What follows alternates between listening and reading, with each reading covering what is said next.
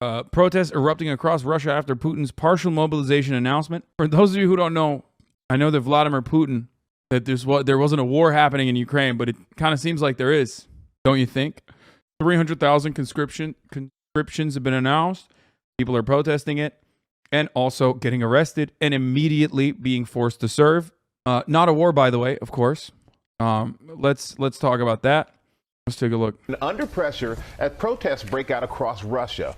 More than 1,000 arrested after Putin's order to call up more troops. Our Thank you, Spider Global from Affairs Mars. correspondent Martha Raddatz has more for us this morning. Good morning, Martha. Good morning, Michael. This morning, President Putin making clear he will not back down in Ukraine despite significant setbacks, not only reminding the world that Russia has nuclear weapons, but calling up hundreds of thousands of men to join the war effort, a move that prompted... I made jokes about this yesterday or 2 days ago when it first came out, and I was like, hey, special operation, but also these guys are, 300,000 guys to do victory laps. That's what it is, totally. Everything is totally fine. It's not a war, totally not a war. But also, maybe it is a war. I don't know. It sure seems like a war is happening. Widespread protests. This morning, more than 1,000 Russian protesters detained by Russian police after taking to the streets. Young men chanting, "I don't want to die for Putin." Mothers screaming, "Send Putin to the trenches. Let our children live." This after President Putin suddenly announcing he would call up three... I want to know what the MAGA communists that are like super pro-Putin, who say I'm a fake leftist, have at this very moment about this war that's going on. I always think about those guys, like all 8 of them. 300,000 men for military service after his massive losses in Ukraine. That's a thing. Not only is that a thing, but that's a thing that people think I am, regardless of the hundreds of thousands of dollars that this community has raised with me donation matching as well for Ukrainian victims. But, that's unimportant to this matter. Putin called the move necessary and urgent, causing not only protests, but panic. Within hours of the speech, citizens flooding the airports, with nearly all international flights out of Russia sold out. President Biden at the UN launching a blistering condemnation of Putin. President Putin has made overt nuclear threats against Europe. Now, Russia's calling up more soldiers to join the fight. And the Kremlin is organizing a sham referenda to try to annex parts of Ukraine. This world should see these outrageous acts for what they are. Biden saying the world's blood should run cold over the invasion of Ukraine. Ukraine's President Vladimir Zelensky in a pre-recorded speech to the UN calling for more military and humanitarian aid. A crime has been committed against Ukraine, and we demand just punishment. The crime was committed against the values that make you and me a community of the United Nations. And Ukraine demands punishment for trying to steal our territory. This comes as the battle on the ground continues to rage, with Russia vowing it will regain lost territory. ABC's Tom Sufi Burridge is in Kharkiv in Ukraine's northeast. We heard loud explosions here in central Kharkiv overnight, not far from here. As you can see, Russia is wrecking this city. But we're also hearing a lot of outgoing fire from the Ukrainians. Ukraine now trying to push east into the Donbass. Ukrainian forces trying to capitalize on their momentum before the weather turns, the ground softens, and any offensive becomes much harder. But amidst the carnage and Putin's alarming escalation, some good news. 2 Americans, Andy Huyn and Alex Druki, have been freed. The 2 men who joined the fight in Ukraine had been held as... Bro, what the homie doing? I mean, this guy makes sense, right? Like, that looks like a classic hoorah guy. What's this homie doing, bro? You got a walking stick. What are you doing in Ukraine, brother? Yo, people are crazy. He's an ex-HasanAbi head? Wait, really? No shot, dude. You just made that up. I would love to hear his perspective. prisoners of war by the Russians for more than 3 months, along with 8 other foreign prisoners. They were part of a prisoner exchange mediated by the Saudi crown prince. Druki's mother already in touch with her son. Alex said that he was in good spirits. He sounded good and strong, and it was just wonderful. Both Americans are expected to be home soon, but Ukraine's war with Russia is far from over. Michael? And without a doubt, Martha, thank you. And for more, let's bring in our contributor, former Defense and State Department official Steve Gagnier. Steve, thank you for joining us this morning. And what do you make of these protests across Russia? What do they tell you about Putin's move to mobilize more troops? I mean, what do you think, man? It's like, kind of seems like it's unfavorable. I'm just going to go out on a limb and say people don't like it, I think. Very similar, not dissimilar to Vietnam. Yeah, Michael, up until now, the war in Ukraine has not affected the individual Russian citizen.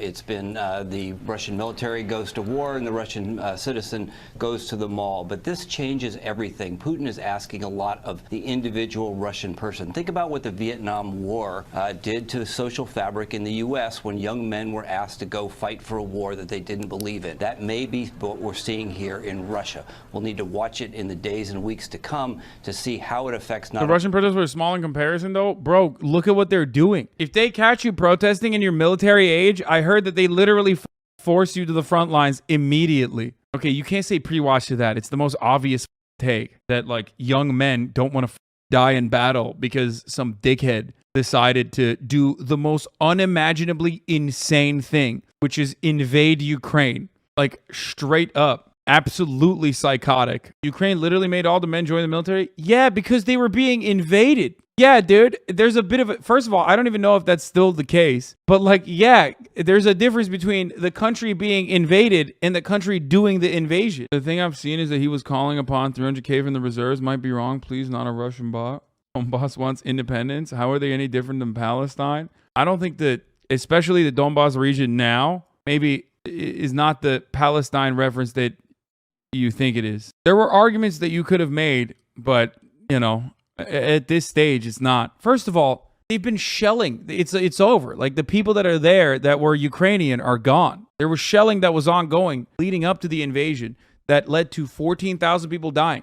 There were so many diplomatic avenues. And also, as I have said time and time again, many missed opportunities on either side, regardless of who the aggressor was. Okay? And the aggressor was Russia, obviously. And what I'm referencing, of course, is the Minsk agreements. That would have been a far more favorable circumstance. A far more favorable circumstance for everyone involved and all the lives that were lost. However, at this stage, Ukraine has taken back territory that Russia took that moved even beyond the original LPR, DPR territory that they were slated to annex. Not only that, but at the time, as I said, they literally destroyed like complete diplomatic opportunities or even like any sort of serious election, like a real election that could have taken place when they took over areas where there were more favorable opinions to Russia. Because as we've talked about before, there are many studies that have been conducted. The further east you go in Ukraine, the more pro-Russia the sentiment becomes. But that's all done. It's done now. With the exception of areas that have been cleansed, basically, of Ukrainian people and the Ukrainian population, all of these places are completely destroyed and are entirely, if allowed to be repopulated by Ukrainians, are going to never, ever want to have anything to do with Russia ever again. Based on how poor Russian military has performed against Ukraine, is it possible that Russia's nuclear shit too? I mean, that's not a gamble that I would touch. But the one thing that is definite, undeniable, is that Russia's military operation took the fattest of L's. Well, it's terrifying for a couple different reasons, okay?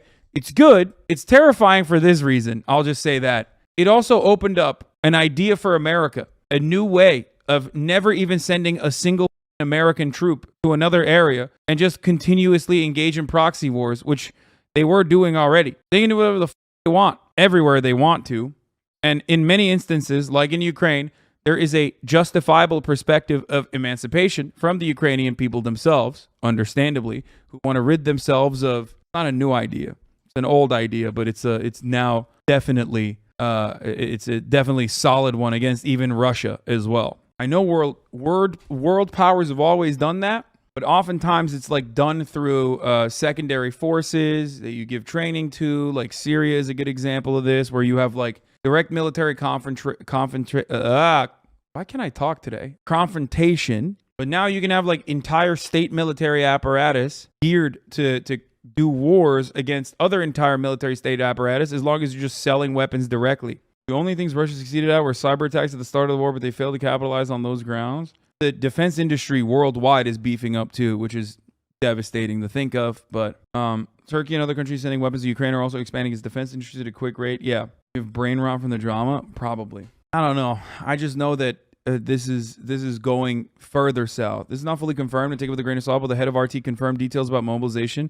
Also haven't seen / heard one bit about being arrested or catapulted to the front lines. I'm not risking visiting right now. Lamau. Yeah, don't do it. But the more this continues, and we know this as Americans, right? You're an American, so you've gone through this, seen this throughout our history. Of course, it's a little bit different because America is the world superpower, so it can continue doing multiple front proxy wars, boots on the ground military intervention, and whatever the wants without having too much trouble back home, okay? However, the longer a war continues like this, which was literally my original analysis as to why I thought foolishly that Vladimir Putin would not invade a country with 40 million citizens that have based their entire nation-building project on resentment towards an imperial or irredentist superpower next door, as you all probably famously recall. I knew that this was going to be an impossible operation. Also, the Azovstal defenders, including Azov commanders, have been released yesterday. I thought, wait, what? Really? I did not even know that. Not only support for the war, but for support for Putin personally. Yeah, that's a pretty good comparison there. And he's calling up hundreds of thousands of more men, but you say it's unclear what kind of difference it will make. Yeah, Michael, these are going to be, at best, conscripts, people who have served in the past, have had no follow-on training, but it's probably going to be just pulling people, any able-bodied military-age man off the street who can fog a mirror. And so don't expect any better performance out of a Russian military that has systemic flaws and has deep corruption. So I think in a lot of ways these troops are just going to be cannon fodder that Putin may be able to use sometime in the early spring. Steve Gagnier, thank you as always.